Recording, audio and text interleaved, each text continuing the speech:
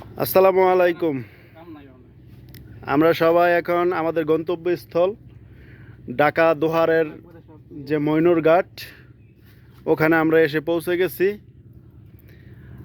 আল্লাহর অশেষ রহমতে আমরা এখন আবার আমাদের পাক শাকের কাজ শুরু করে দিছি, রান্নাবান্নার।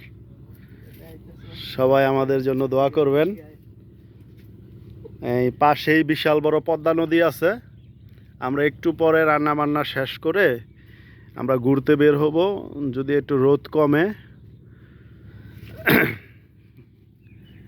সবাই দোয়া করবেন আমাদের জন্য। এই যে আমরা আপনাদেরকে দেখাচ্ছি, এই যে এক ভাই পিএস কাটতেছে, আরেক ভাই স্মার্ট হয়ে দাঁড়ায় আছে বুকে চশমা নিয়া, আরেকজন মরিচ করতেছে, আরেকজনে মাংস করতেছে।